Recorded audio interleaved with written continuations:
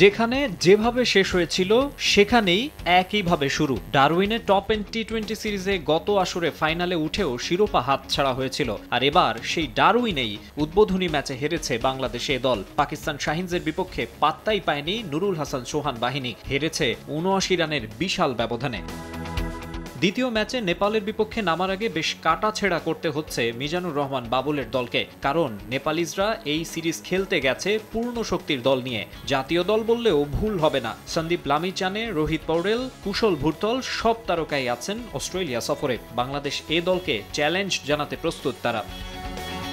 পাকিস্তান শাহিনজের বিপক্ষে ভুল ত্রুটিগুলো নিয়ে নিশ্চয়ই টিম মিটিংয়ে কথা বলেছেন কোচ ক্যাপ্টেন।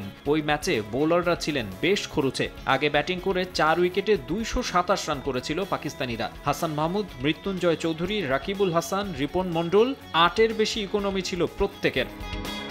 পাহাড়সম টার্গেটের চাপ সামলে ব্যাটিংয়ে ভালো শুরু করেছিল বাংলাদেশ এ দল। নাইম শেখ দ্রুত ফিরলেও জিসান আলম ও সাইফ হাসান রিকোয়ার্ড রান রেটের সঙ্গে পাল্লা দিয়ে দারুণভাবে এগোতে থাকেন। 50 তুলে নেন সাইফ, কিন্তু এই জুটির বিদায়ের পরই ছন্দপতন হয়। পথ দেখাতে পারেননি আর কেউ। নুরুল হাসান সোহান, আফিফ হোসেন ধ্রুব, মাহিদুল ইসলাম অঙ্কন, মাহফুজুর রহমান রাব্বি, দেশের টি-20-র স্বীকৃত ব্যাটাররাই হয়েছেন ব্যর্থ।